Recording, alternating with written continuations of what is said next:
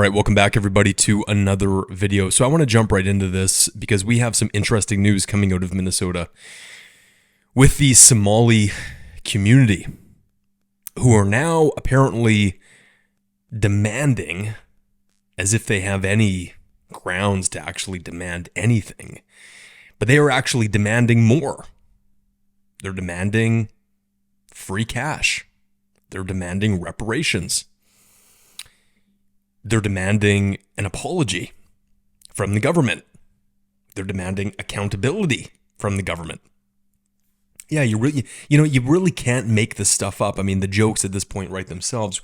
We're at that stage of social and cultural decay where things become so silly, they become so loopy, that there really isn't any sense in trying to find the logic or the reasoning in it. It just is what it is. And I think that's why so many people have a hard time grasping this, because they're looking for the logic, they're looking for the understanding, the factual side of some crazy story, and when they just can't find it, they sort of shut down. But anyways, as everyone is or should be aware of at this point, the whole situation with the Somali community in Minnesota was really spurred on because of Nick Shirley's independent reporting when he discovered, or I mean, it wasn't really Nick Shirley that discovered it, but he was sort of the one that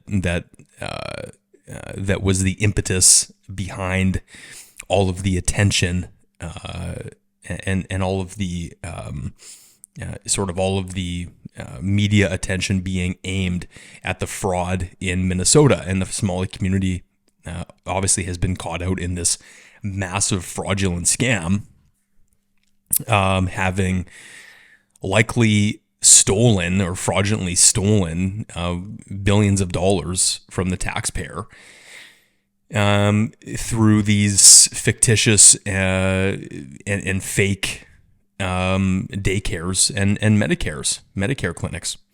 But anyways, now that they've been exposed, the Somali community is realizing that their time might be nigh. The taps might be getting closed off on their fraudulent income stream, and they are pissed. Let's take a look. Relief programs fits into our criteria of small business owners, not those who make $200,000 and above. We don't make that much amount. We have been suffering since the crisis of ICE. We also demand an immediate help to evictions so families are not pushed to homelessness during the crisis. Our community deserves accountability. Our community deserves safety. We need also justice for those who lost their lives defending the community. So I don't know what her point is there, that they're asking for justice for the people that have died defending their community. I have no idea what they're referring to. The only thing they could possibly be potentially referring to is Renee Good and Alex Preddy, who, and I'm not gonna relitigate those two situations, but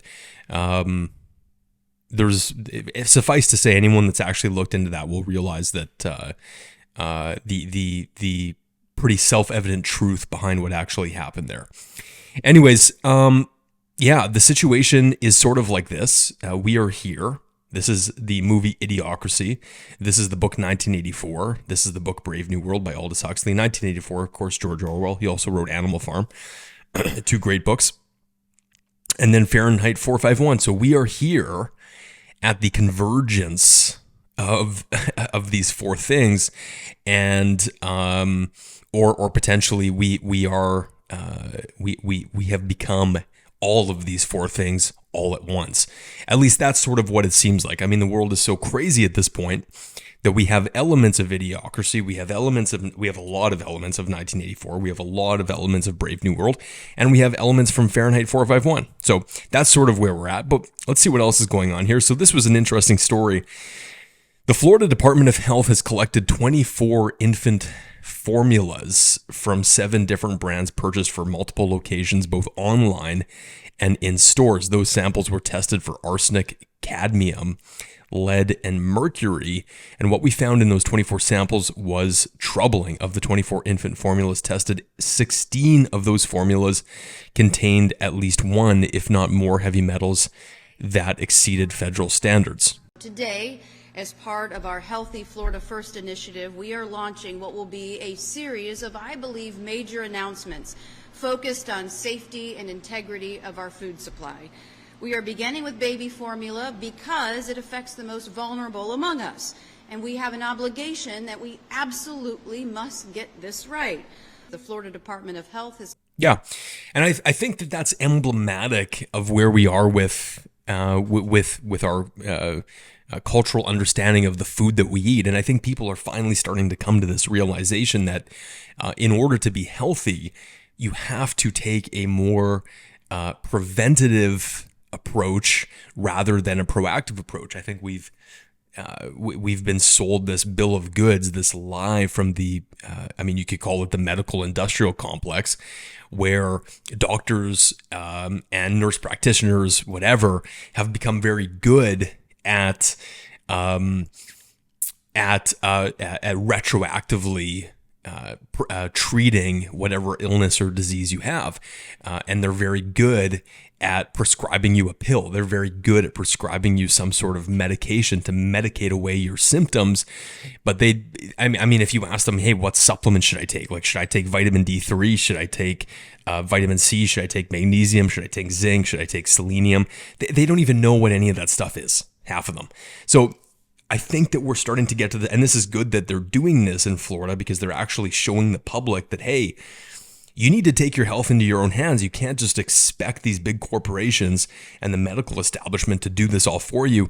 You can't trust them. You got to do your own research. And when it comes to infant formula, I'm a huge proponent of, obviously, if you can breastfeed, right? That's the more natural thing to do. So definitely do that. I think a lot of people use infant formulas sort of as a crutch. I know there's some situations in there with certain individuals that sort of necessitate the use of infant formulas. But I think really, if you can get away from that and you can do what is more natural, what is more in line with with your biological prerogative, you're going to have much better outcomes. And I think the research is pretty clear on the difference between breastfed babies and infant formula fed babies. I wanted to play this last clip here. This is out of New York, and the scenes in New York are becoming insane. So basically, it is like a invasion of Muslims shouting Allahu Akbar in the streets of New York. And there was thousands of them, literally thousands of them. And it is like New York City has been completely conquered. So, definitely not a good situation in New York. Scare them, brothers. Relax. They're over here on purpose to be like, oh my God. Who's seen those videos where they're like, oh my God, the Muslims are taking over New York? So you seen those? You seen those? Let them know that we are taking. Yeah, so he even says, let them know that we are taking over New York. But anyways, as you guys know, it's something I talk about frequently.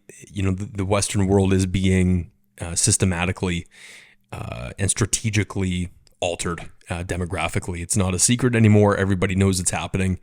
It's in the open. It's wide out in the open, and really, ultimately, it's up to us. If we want to change what our future destiny and our future demographics look like in the West, there's nobody that we have to blame but ourselves, and there's nobody that's going to change that except for ourselves.